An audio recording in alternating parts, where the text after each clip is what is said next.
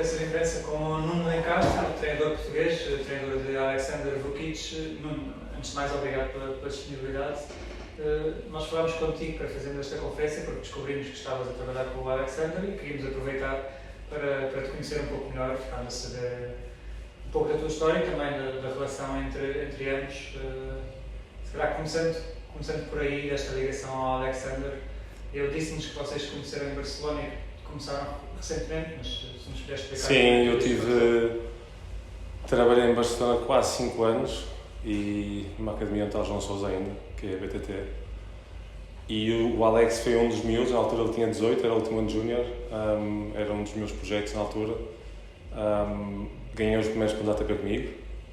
Depois houve um ano ali, essa transição para os séniores, ele não se sentiu ainda maturo o suficiente para ir para profissional. Achava que precisava de uns anos ainda, talvez no circuito universitário, no college americano.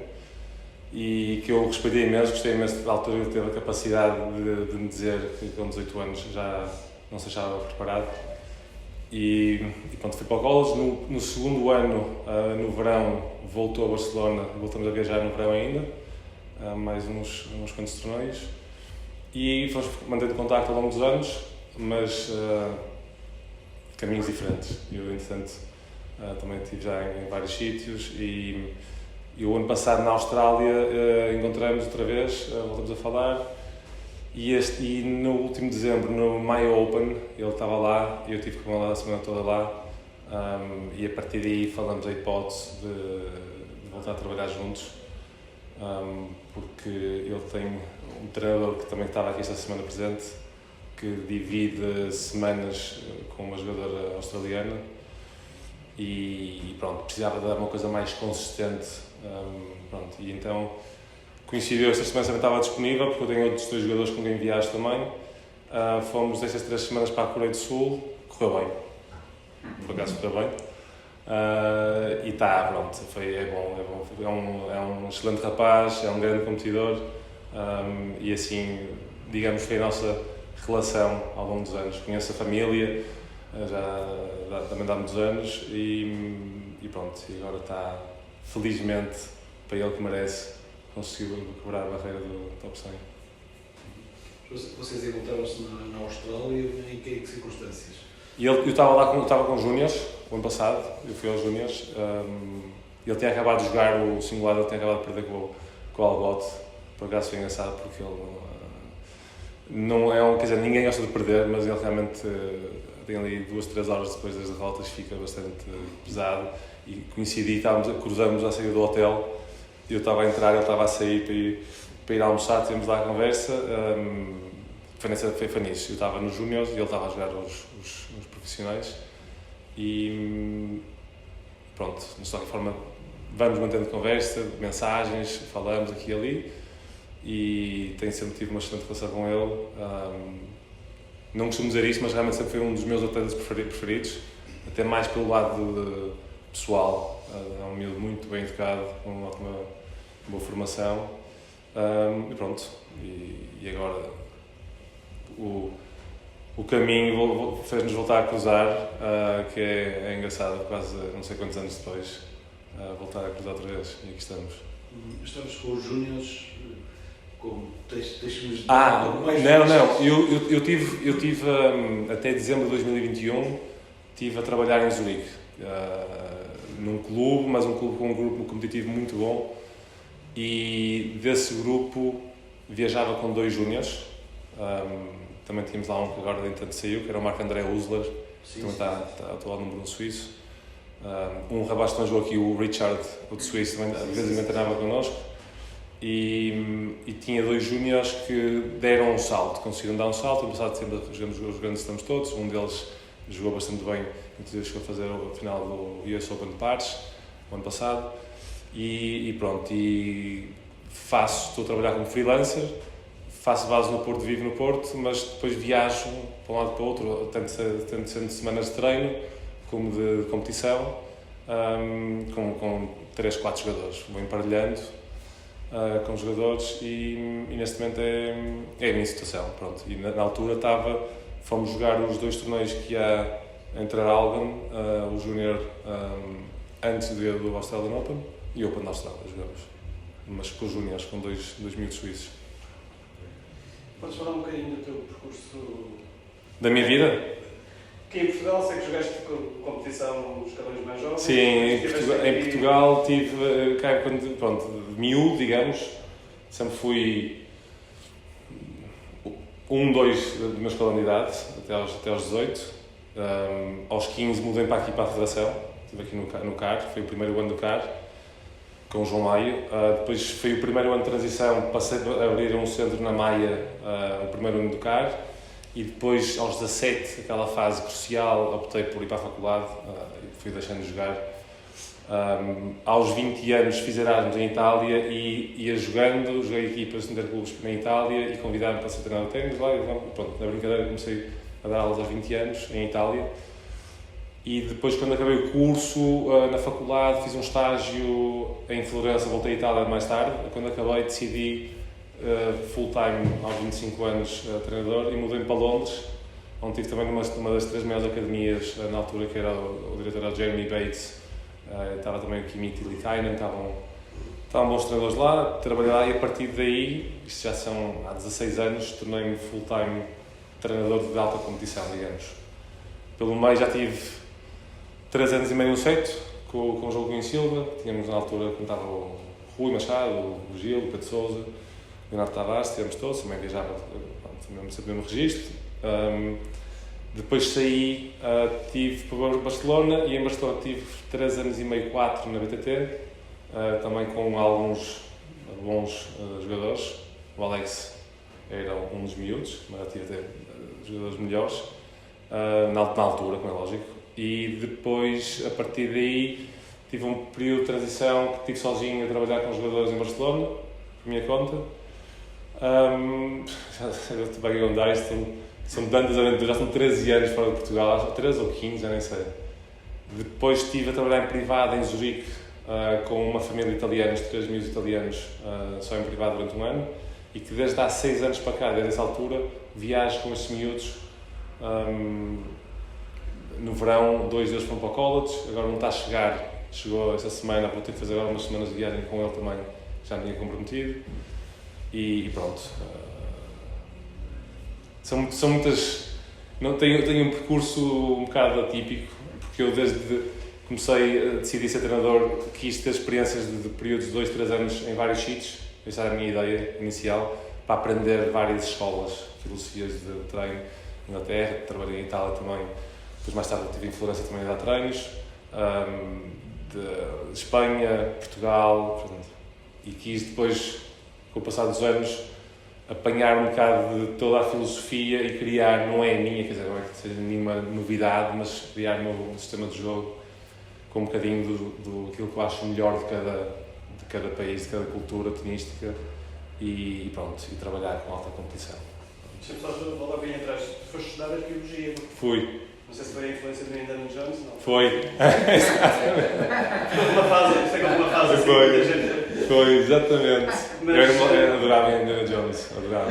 Mas aquilo que pergunto é, esse bichinho do desporto não estava presente ali, portanto nunca pensaste em estudar desporto para depois seguir É assim, eu venho de uma família, a minha família é das mais tradicionais do Porto, da Foz. Tenho 2 primos, o Pipas e a Manela em Castro, que são, pronto, e a minha geração, toda a minha família é das famílias mais antigas, digamos, do ténis da Foz. E pronto, que criou aí. Depois o meu irmão, por acaso, é licenciado em desporto, fez o curso. A questão é que eu gostava, mas depois surgiu, na altura no liceu, tive um ano que perdi matemática por azar, 3 professores, por motivos de saúde, e não puderam dar o ano letivo, e eu, como jogava, tinha que competir no verão, não pude ficar o verão a estudar matemática para apanhar, compensar aquilo que não tive. Então disse, ciências, não vou por aí, porque já perdi um ano de matemática, não tenho hipótese. Gostava imenso, adoro psicologia, a psicologia do desporto. Na altura era uma coisa que não existia em Portugal, é uma coisa que os poucos que haviam estavam todos desempregados, como infelizmente não só na psicologia, mas era uma área que eu adoro, é uma área que estudo muito, que leio muito e que não estava na altura, isto há 23 anos atrás, não estava desenvolvida, ainda não está muito, mas pronto. E, entretanto, fui parar a arqueologia. Gosto muito de história, sempre gostei, tenho historiadores na família. Na altura era um bocado inconsciente depois daquilo que é que me poderia dar. Na verdade, hoje em dia não faria o mesmo. Talvez como hobby escolhesse aquilo. Mas como tive sempre o ténis ao lado, não é? Sempre toda a vida joguei, toda a vida adorava. Na verdade, parece que o meu caminho foi um bocadinho... Passei pelo processo de camadas jovens para ser treinador de ténis. E senti que muitas das boas e más experiências que tive como miúdo, como jogador, consigo dar o exemplo, pelo menos para mostrar aos miúdos que por aqui não é o caminho, isto não é correto, porque eu tive essa experiência e não é o correto, e então parece que as coisas estavam um bocado delineadas para eu ir para ser treinador de ténis mais tarde, e que, graças a Deus, escolhi isso. Gosto imenso, mas sim, desliguei-me da arqueologia, só por curiosidade e por cultura geral, e vou lendo e vou atualizando-me, mas... Vendo os filmes ainda antes. E agora vai seguir mais um novo agora, já soube. E pronto, e ténis agora full time e já é um desgaste enorme esta vida de viagens e pronto, e agora portanto voltei em janeiro do ano passado. Infelizmente ainda não consegui encaixar em nenhum clube, por isso trabalho por minha conta e viajo com miúdos e graúdos e profissionais. É este mais ou menos o meu histórico. Voltando ao Vukic, agora que ele entrou no top 100, com a tua experiência de treinador que tens em várias culturas, o que é que tu achas mais importante agora na evolução do jogo dele para se poder manter no top 100? Porque hoje reparei que tem uma qualidade de jogo impressionante, é um facto. Mas, por exemplo, quando sofreu um break no segundo set, caiu animicamente e foi-se abaixo. E esse é um aspecto que é extremamente importante, sobretudo para um jogador que vai entrar nos patamares muito mais exigentes. Para além disso, em termos de jogo jogado, o que é que tu achas que é mais importante para ele agora a partir do momento em que entra no top 100? Há aqui várias questões. Uma delas é o cansaço acumulado, que não serve como desculpa, como é lógico. Esta semana, na verdade, quando viemos, a semana passada, quando ele está nos quartos de final, tínhamos que tomar umas decisões, porque havia aqui muitas coisas em jogo nesta semana. Esta era a última semana para Wimbledon, mas ao mesmo tempo eu estava com um bocado de receio que havia risco de lesão, porque eu tenho jogado muitas semanas seguidas, estas viagens foram muito agressivas. Uma coisa é a pessoa viajar daqui para Paris agora, ou a Londres, é 2 horas de viagem e estar no mesmo fuso horário, comida ou clima idêntico, e não há desgaste nenhum. A nossa viagem para cá foi provavelmente, eu já fiz muitas viagens grandes, mas esta foi a mais agressiva que fiz na vida, mais ainda, porque temos saído a correr do campo e estava tudo tinha que bater certinho para chegarmos aos aviões e não perder nada. Por isso, havia aqui muito em jogo, mas ao mesmo tempo havia este cuidado de não forçar lesões. Ele teve no passado 5 meses lesionado no cotovelo, não jogou, o que neste momento é bom, porque ele até setembro tem 0 pontos a defender. Portanto, tem aqui uma janela gigante para pontuar, o que estava a criar um bocadinho de ansiedade, porque havia muito aquele espírito de competir, porque queres somar. E eu disse, olha, assim, tens muito tempo, estás a jogar bem, não vamos exagerar, porque a recaída para lesão é grande, precisas de meio de pontos, entre aspas, e então esta gestão é muito importante agora do calendário, para não sobrecarregar e para não cair de um momento de euforia para frustração. Porque nós saímos destes torneios e não há tempo sequer para saborear nada, que é a parte chata do ténis, que é não dá para curtir as coisas, e depois cai-se neste momento de passa uma final para outra e agora sai de corte, mesmo sabendo que está num excelente momento e que está tudo a correr bem e somou e fez entrar no Wimbledon, se calhar US Open e top 100, há sempre aquele sentimento de perder o jogo. Por isso é preciso ter cuidado, lidar com esta parte mental que não interfira de todo nas próximas semanas. É limpar isto, está feito. Isto é um ponto. A ideia foi vir para aqui para treinar. Eu puxei para virmos para cá porque achava que a base aqui para treinar para Paris era ideal. Tinha aqui jogadores e ele veio com o espírito de ok, vamos chegar. Terça-feira acordou e disse: sinto-me ok, vou tentar. Sinto-me ok fisicamente. Ele bateu meia hora na segunda-feira aqui umas bolas, quer dizer, vídeo rápido. E disse uma coisa que é o que ele tem muito forte, que é muito bom competidor, que foi: eu estou aqui, não consigo sentado no sofá e saber que tenho uma oportunidade à minha frente para entrar em Wimbledon no top 100 e não vou tentar. Vou ficar muito mais frustrado se estiver aqui a ver os jogadores a passar à minha frente e não tentar fazer isto. Por isso a ideia aqui, as primeiras 2 rondas, era ganhar. Não interessava como, era ganhar. Não jogou grande ténis, mas era o que era e era a transição. E depois começou a sentir, ok, as coisas, tive mais tempo de descanso, já estou mais adaptado, fuso horário, não sei o quê, e as coisas vão acontecendo. Eu digo sempre isto, começou a chegar a um torneio, ver um quadro e olha para isto, começar a ver os nomes aqui, este aqui, está fortíssimo, está não sei o quê. Mas no dia a seguir, metade já foram de vela, e se calhar 6 cabeças de já foram todos. E as coisas começaram a acontecer. E quando começou a olhar, começa a ver o quadro todo gigante, o filme, o contexto do torneio, parece que como é que eu vou chegar a domingo. Mas dia a dia, muita coisa vai acontecendo. Muitos jogadores estão em más fases também, alguns estão queimados, alguns não estão a ganhar jogos, e vai-se somando. E então ele manteve-se neste espírito competitivo de eu vou competir e dar o meu melhor. E as coisas realmente vão acontecendo. Hoje estava esgotado, sem dar desculpa nenhuma. Ele tentou e estava a lutar contra ele mesmo. Aquele momento do segundo set, mesmo que ele fosse para um terceiro set, não sei até que ponto o outro estava muito mais fresco, muito mais esclarecido. Mesmo a nível tático, fez muitas asneiras que não era suposto. Fez jogadas no 5-4, teve 0-30, parecia que estava a ter um ascendente e faz 4 erros seguidos que não era aquilo planeado. E vê-se estava completamente a cabeça esgotada, pouco esclarecido com o jogo dele, com o plano. Em alguns momentos senti que estava a entrar, a encaixar e estava a criar o que era preciso. E de repente, quando parecia que estava a caminhar e eu também a baixar um bocado, fez uma dupla, fez um erro para o meio da rede, fez um disparate para o longo que não era suposto.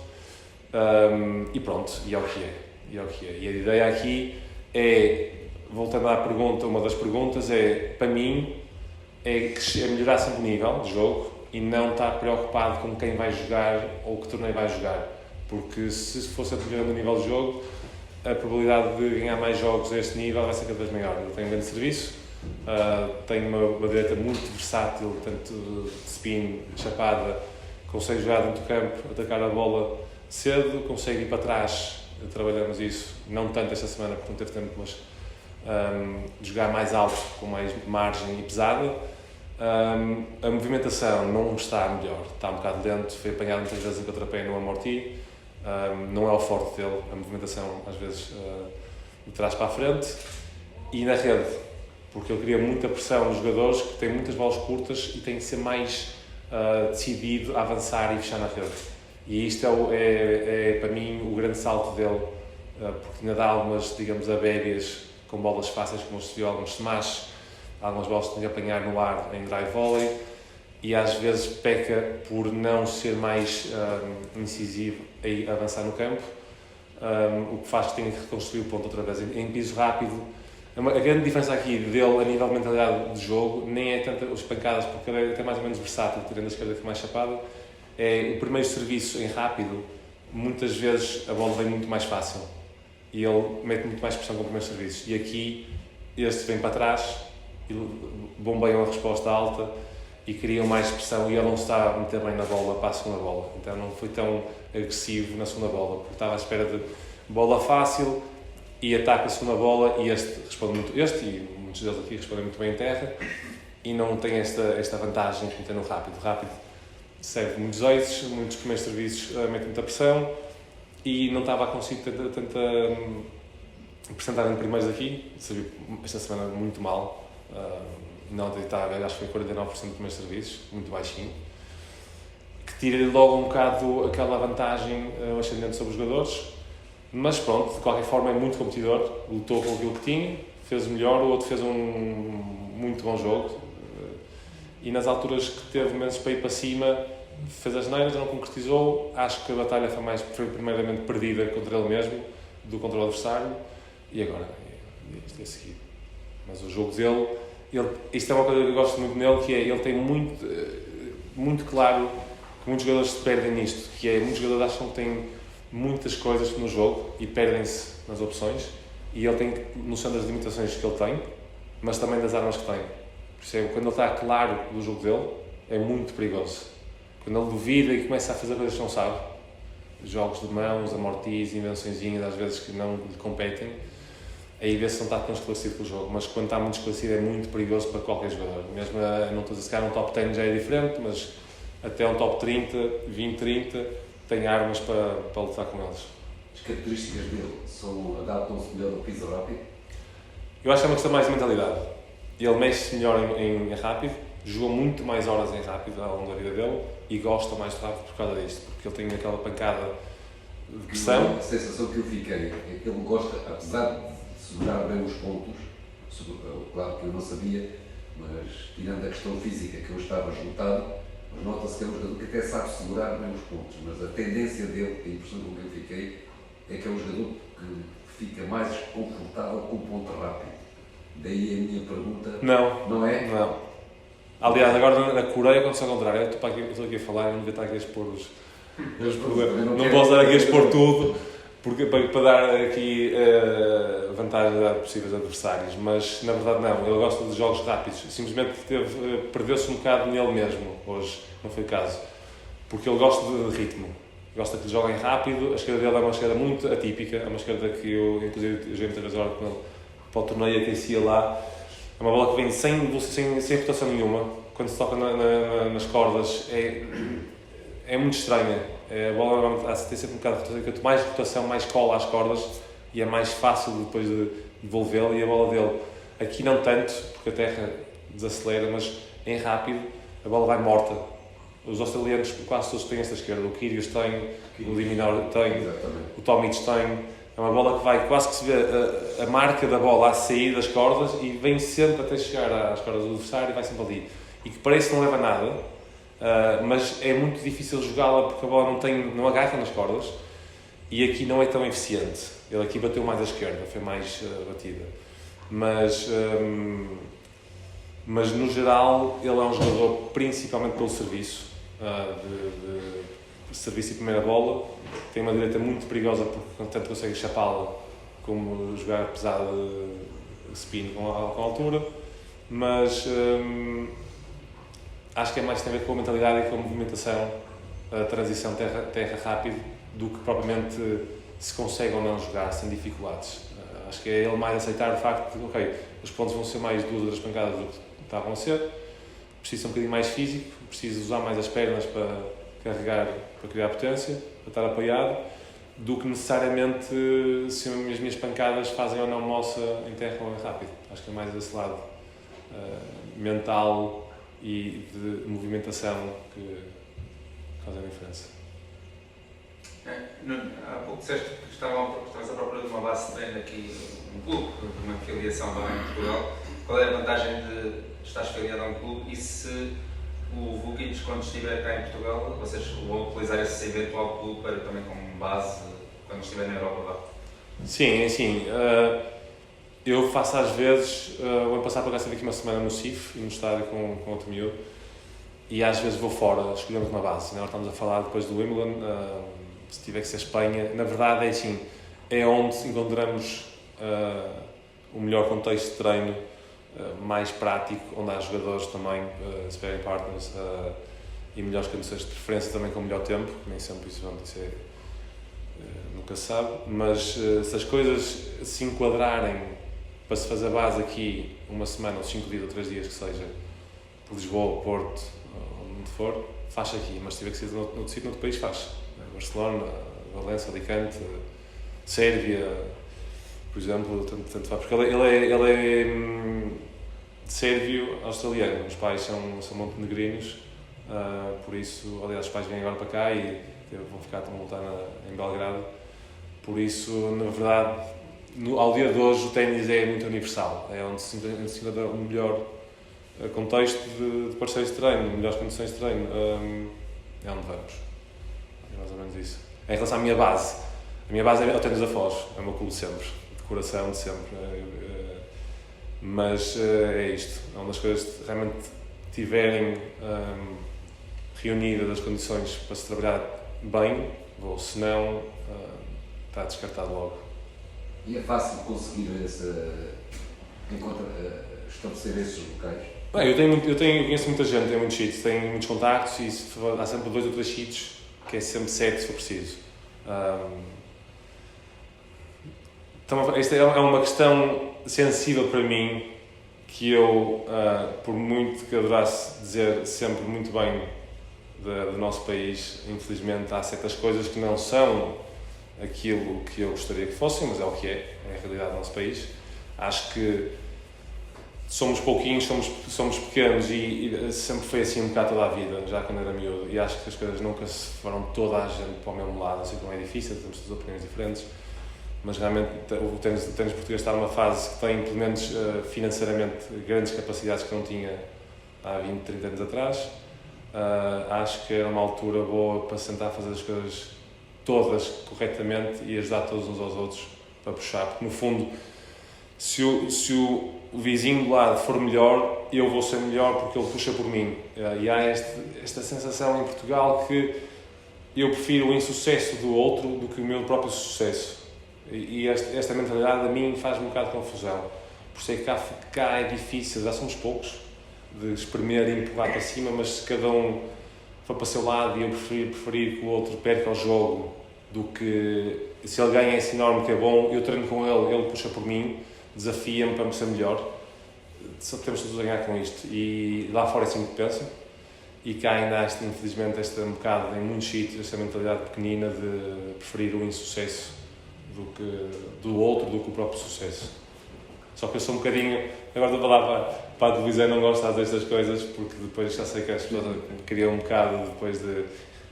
este tipo aqui diz mal, não sei o que é, mas é a opinião que eu tenho, não consigo esconder isto sem ser hipócrita. Esta é a nossa realidade, é aquilo que eu vejo, e temos miúdos com muito potencial, temos poucos miúdos com muito potencial, e era bom que de base conseguíssemos todos remar para o mesmo lado para o ténis fosse...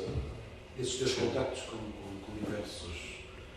diversas escolas de ténis e em vários países, o que é que te impressionou mais?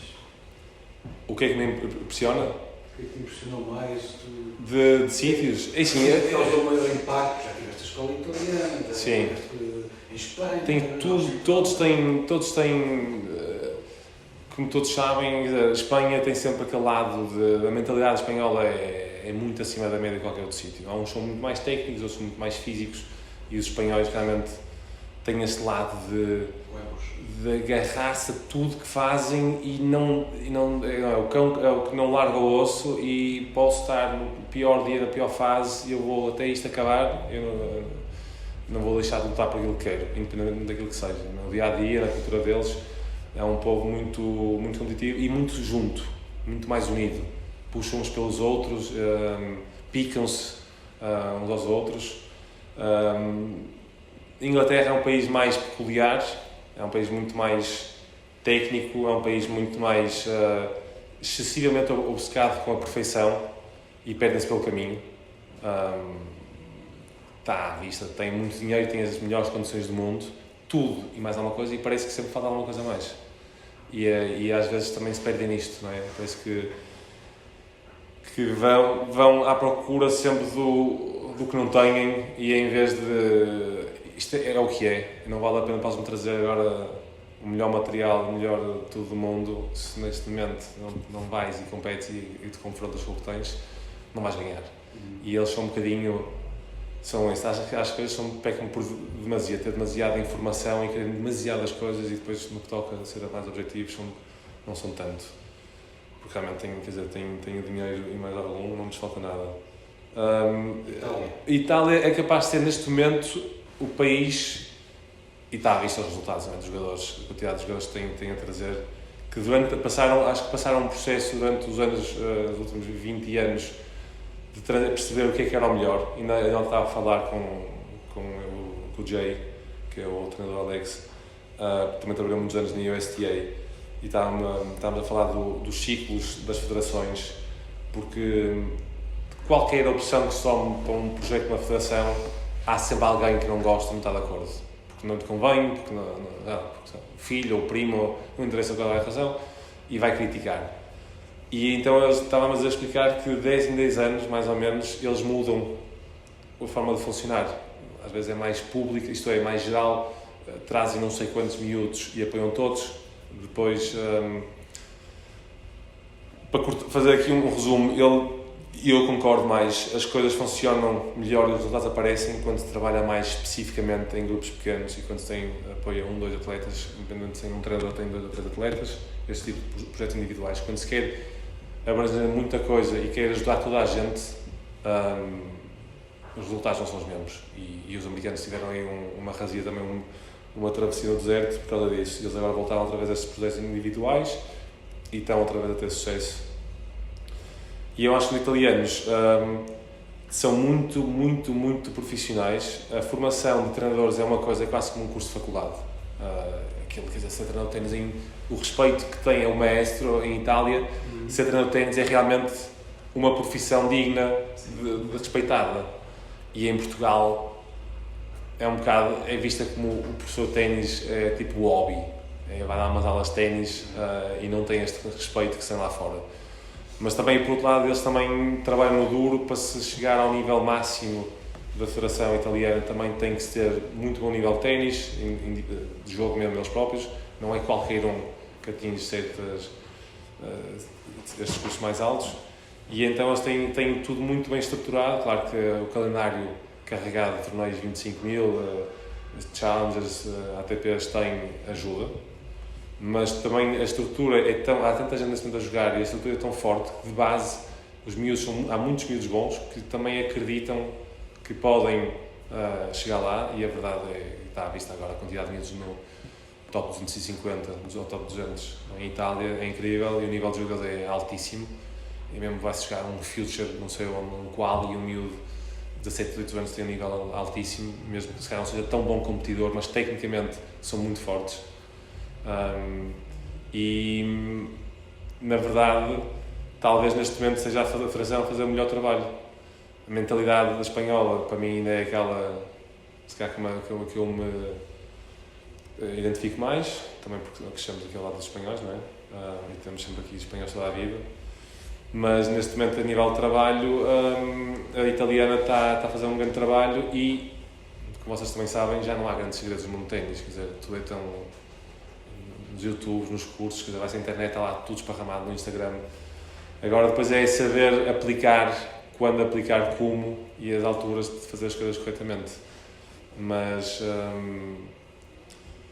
eu acho que aqui em Portugal se está a fazer em muitas coisas muito bem, mas talvez de base ainda hajam algumas lacunas de base para quando os miúdos chegarem a uma idade sentirem-se capazes, eles próprios terem confiança no jogo de ténis deles, depois podem decidir se não querem jogar ténis ou não, mas sentir que têm ténis sólido e armas para poder competir lá fora com jogadores de outro nível, porque ainda, lá está, havia muita, eu digo isto porque cresci um bocado assim, nós tínhamos essa mentalidade um bocado de o só lutar pelo jogo não chega, porque depois não sou espreme e o nível de jogo tem que estar lá também. E esta preocupação em melhorar o nível de jogo constantemente, também um bocado ir ao encontro da pergunta ao bocado do Alex,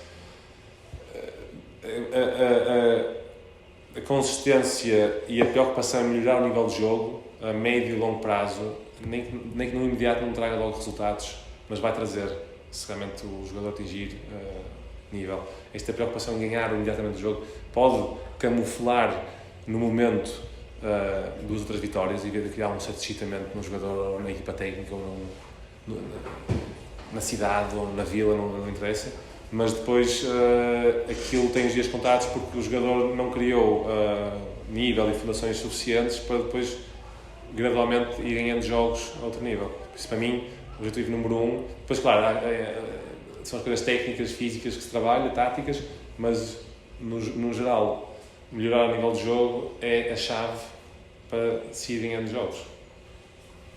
Só uma última Não, estamos fechados. só uma última, O final passa. é uma curiosidade minha. Tens a tua filosofia de treinador, fruto das experiências que passaste, e a pergunta é esta. Qual é a filosofia? Não é qual é a tua filosofia, não é essa a questão. É se, neste caso, tu impões a tua filosofia ao jogador ou respeitas o caráter do jogador e tentas moldar em função do caráter do jogador. Sempre em relação ao caráter do jogador. Sempre. Era isso que E eu não posso... isto é um erro muito clássico, por exemplo, o Alex fez umas asneiras que nem é normal, ali havia-se um bocado a ansiedade, foi o serviço de rede. Perdeu o jogo no segundo jogo, faz 2 serviços de rede completamente descabidos, sem nexo, e levou o break assim, fez uma dupla, 2 serviços de rede e levou o break assim, quer dizer, começa um jogo com uma coisa completamente atípica no jogo dele. É muito importante saber, lá está, as limitações e as qualidades de cada jogador e a partir daí puxá-lo num certo padrão. Mas eu não posso pedir a um jogador de 1,70 m que faça serviço de rede, nem vou pedir a um jogador de 2,10 m que anda a fazer 4 metros atrás da linha de fundo, a serrar, a varrer o campo todo. Por isso, de acordo com as capacidades atléticas do jogador, técnicas e eu sei de poder de decisão, porque há momentos que eles têm capacidade de fazer certas coisas, mas depois num 30 igual, se calhar não vão para aquela bola ao longo, arriscam um bocadinho, porque há sempre aquele momento que é preciso arriscar, não se pode estar sempre na contenção de jogar para não perder. Há momentos que é preciso arriscar, e há dias que se deu certo, há vezes que não. Mas nunca sair fora de pé das características do jogador. Eu digo isto porque eu tenho uma experiência de um jogo meu, de júniores, uma vez em Marrocos, que não vou meter aqui nomes, não interessa para ninguém, nem o treinador que estava comigo nem tem culpa nenhuma, fez com as melhores das intenções, mas esse jogo trouxe-me para o resto da vida. Eu tinha match point no terceiro set, num jogo pai, estavam 40 graus, não sei se estava pai 6-5, vantagem minha, e estava de rastros, um jogo longuíssimo, pai 3 horas e meia, e o treinador que estava comigo no match point, onde eu estava cheio de dúvidas, disse-me para fazer serviço de rede. E eu, na minha cabeça, era kick para dentro e jogar o ponto, sabia que o outro também estava tenso e que me deixava a bola curta e eu tentar pressionar. E de repente, ouço aquela informação antes de servir, claro, zero clarividência na minha cabeça, mas o treinador disse para fazer isto e estou cheio de dúvidas o que eu vou fazer. E de nervos pelo meio, decido fazer serviço de rede, só que fica a meio do caminho. Levo com a bola nos pés, faço um lado de vôlei e ele passa-me. E perdi o jogo. E esse jogo, há certos momentos da minha vida como jogador, e tanto faixa fora dentro do campo, que me faz perceber como é que a cabeça do jogador pensa na altura, que há certas coisas que, inclusive, por exemplo, há momentos do jogo que nós estamos a ver e eles vêm ter connosco e estão cheios de dúvida. E agora? Aberto. E eu às vezes nem digo nada, digo e eles fazem assim, tipo, e eu e eles ok, por exemplo, outro dia estávamos a jogar, o Alex estava a jogar e pergunta-me uma coisa qualquer, não me lembro, e eu disse-lhe ao contrário, e eu conheço como é que ele pensa, e ele é meio também às vezes teimoso, e sabia que ele estava esclarecido para fazer aquilo, mas veio perguntar a mesma, e eu disse-lhe, faz ao contrário, se me mete a resposta ou se vem para trás. E agora não lhe quero, eu disse ao contrário. Foi a psicologia invertida. Quando eu disse o mal, limpou da cabeça, não é isto que eu quero, é isto. Então ele decidiu e fez a resposta que ele queria desde o início, foi claro, e entrou no campo, foi agressivo e ganhou o ponto. Estas jogadas de momentos, a cabeça é muito engraçada e eu sei como é que a quantidade de pensamentos vão na cabeça naqueles momentos, e quanto mais simples e claro mantivemos, como eu costumo dizer, mais vale uma má opção determinada do que uma boa opção com dúvidas. Por isso, aquilo que faças, faz esclarecido e determinado. Isto não saiu. Mas fazer uma coisa que é até a opção correta, cheia de dúvidas, é pior, para mim. Por isso, estas coisas depois criam a eles mecanismos quando eles próprios começam a ficar mais claros. Hoje não foi o caso. Eu estava cansado e não conseguiu estar esclarecido. Mas, para mim, vou sempre ao encontro do jogador. Sempre. Basicamente. Muito obrigado. Queres fechar? Só uma última pergunta. Fala-se muito da relação dos jogadores com os treinadores, porque são os jogadores que contratam e são os patrões, e muitas vezes ao fim de algumas semanas despedem o treinador por algumas razões. Portanto, isso faz com que o treinador esteja sempre numa situação precária, digamos assim, em termos de trabalho. Como é que tu te sentes nessas relações? Estás tranquilo de trabalhar só 3 meses e depois logo se vê? Estou, acho que é. Eu percebo, no meu caso não tenho filhos para já, o que faz com que me crie alguma independência nesse capítulo. Percebo que alguns treinadores tenham mais preocupações, mas há uma coisa aqui que eu sempre fiz a minha formação na vida. Eu não quero que ninguém se prenda a mim porque eu estou a pedir.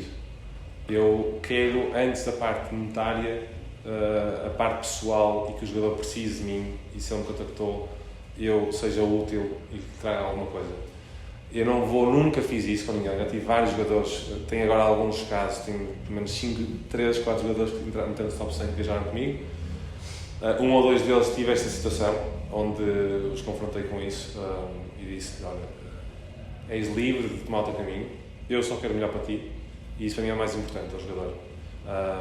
Eu não me agarro aos jogadores, porque acho que uma relação forçada não leva a lado nenhum, tem os dias contados. Quero acreditar que tenho capacidade para mais semana, menos semana, tenho outro jogador, felizmente, e se não tiver, é o que é, eu aguento. Distraio-me na vida, vou jogar ténis para mim, estou com a minha família, com a minha namorada, e a vida continua, vou-me instruir mais, vou-me informar, faço formações, aprendo, há outras coisas para fazer. Agora, uma coisa é eu não agarro ninguém se não quiser estar comigo, e a partir do momento que eu não me sentir útil, sou o primeiro a dizer: olha, acho que neste momento já te ensinei tudo o que sabia, e acho melhor seguirmos caminhos separados. Já tive casos desses, e está tudo bem, somos amigos, mantivemos, toda a gente seguiu, dou-me bem com toda a gente, não tem relação de problema nenhum. Não é fácil esta vida, não é? Mas eu acho que porque eu percebi e aceitei as coisas como elas são, se as coisas acontecerem, eu, na verdade, a mim pode-me interessar mais perder a pessoa, o amigo, do que o jogador. Porque o jogador, a mim, a parte humana, a relação humana, se ficar afetada, a mim magoa mais do que se o jogador decidir que quer ir para o treinador. Ok, vai, desde que te corra bem, ótimo. Não gosto é que quando as coisas ficam com um mau ambiente e depois se perca esta relação, para mim esse é o problema. Mas que é uma vida de semanas, de meses, pode ter para ser mais anos, é o que é. Mas eu vivo com isso, aceito o desafio e pronto, pessoal.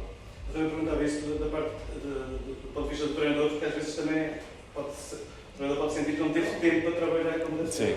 Sim, coisas e sim. que levam o seu tempo. Não é? E sim. Mas isso também, quando se entra num jogo desse, num processo desse, os próprios jogadores sabem, toda a gente sabe à volta que, quer dizer, não há milagres. Lógico, eu acho que, por exemplo, a única coisa que se pode fazer no imediato é trabalhar a parte mental, que é torná-los competitivos e torná-los a cabeça clara, como aconteceu agora estas 3 semanas com o Alex. Felizmente correu bem, mas há um bocadinho, eu não consigo fazer milagres em 2 dias e mudar coisas. Posso fazer ajustes ao piso, à bola que estamos a jogar, ao clima, mas é muito pouco tempo para fazer grandes alterações e nem se pode fazer isso, como é lógico. Mas é mais a parte mental e perceber que está alguém com ele na luta e que está alguém com quem ele pode contar para se expor as suas fraquezas e para fortalecê-lo e estar ali a dar energia quando é preciso e preparar as coisas da melhor forma possível. Mas claro, quer dizer, para se trabalhar tecnicamente, corretamente, fisicamente, há um processo que demora tempo e os jogadores que também não tiverem paciência é porque as coisas não vão para ser. Se chegaram ali e acham que em 2 semanas vai acontecer... Mas isso não acontece a este nível profissional. Isto é, a um nível muito alto, eles têm a consciência do tempo que as coisas demoram. Acontece mais nos júniores ou nos miúdos que estão a começar a jogar futures, que acham que batem uma direita boa e têm um bom serviço, que de repente estão a ganhar 1000 jogos, os pais por trás acham que já está a ganhar jogos e não pode perder com este, e acho que é mais isso. Estes miúdos já têm uma maturidade e uma consciência do contexto em que vivem, que as coisas, não acontecem da noite para o dia. Por isso acho que é mais isso. Obrigado. Muito obrigado por este momento de conhecer a nova geração de